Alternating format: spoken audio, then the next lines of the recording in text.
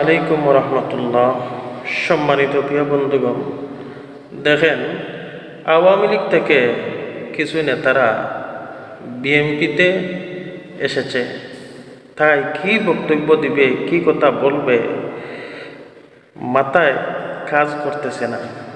ওই যে নেতা আপনারা দেখতে পাচ্ছেন পিক, ওই নেতাগুলা আজ বিএনপিতে সমাবেশ করেছে আর কথাগুলা বলেছে যে বিএনপির নাম নিতে হলে নাকি ওযু করে নিতে হবে, আর বিএনপিকে নিয়ে কোনো অশ্লীল কথা বলা যাবে না।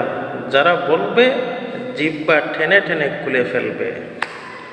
বিএনপি নাম ওযু করে নিতে হবে, তার মানে ওরা এই কথা বোঝালো যে বিএনপিরা চুরি, চাঁদাবাজি, হাদাবাজি, ডাকাতি করবে, তাদের নাম নেওয়া যাবে না, নিলে ওযু করে নিতে হবে। আর ওরা ক্ষমতায় গেলে ওদেরকে তাজিমে শ্রদ্ধা করতে হবে। তাহলে আপনারা আবার রেডি হয়ে যান, বিএনপিকে ভোট দেবেন ওযু করে, এবং ওরা ক্ষমতায় গেলে তাদেরকে তাজিমে শ্রদ্ধা করবেন। আর শুধু তাই নয়, ওই নেতা আরও কথা বলেছে যে চরমোনাই পীর সাহেব আওয়ামী লীগের আমলে ওনার 2টা দাঁত ভাঙছে, বাকিগুলোর দাঁত নাকি উনি ভেঙে ফেলবেন। বা কি বড় কথা!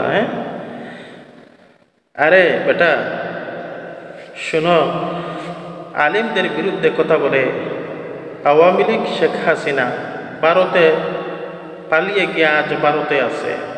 আপনারা পালিয়ে যেতে পারবেন না, এর আগেই এই বাংলার জনগণ আপনাদেরকে শেষ করে দেবে ইনশাল্লাহ।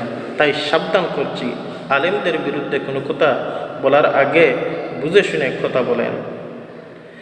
আর উনি আরও বলেছেন যে চরমোনাই পীর সাহেব নাকি ভিক্ষা করে খান, এত সম্পদের মালিক তিনি কীভাবে হলেন? আরে চরমোনাই পীর সাহেব সম্পত্তি কোনো চুরি, চাঁদাবাজির টাকা নয়। চরমোনাই পীর সাহেব সম্পদ কীভাবে করেছেন, চরমোনাই পীর সাহেব তা হিসাব দিতে হবে না, এই বাংলার জনগণই হিসাব দেবে ইনশাল্লাহ। আর বাংলাদেশ জামাত ইসলামও কোনো চুরি, ছাদাবাজির টাকা দিয়ে সংগঠন চালায় না, তারা নিজেদের পরিশ্রমের টাকা দিয়ে সংগঠন চালায়। সম্মানিত প্রিয় বন্ধুগণ, দেখেন, ওই নেতাগুলা এখন যদি এইভাবে অশ্লীলভাবে বক্তব্য দেয়, এর বাদে ওরা এখন এইভাবে চুরি, ছাদাবাজি, ডাকাতি করতেছে আর বলতেছে নাম নেওয়া যাবে না, তাদেরকে কিচ্ছু বলা যাবে না, তাহলে আপনারাই পাবেন তারা ক্ষমতায় গিয়ে এই দেশের হাল কি করবে, আর তারা ক্ষমতায় গিয়ে তারা কি করবে।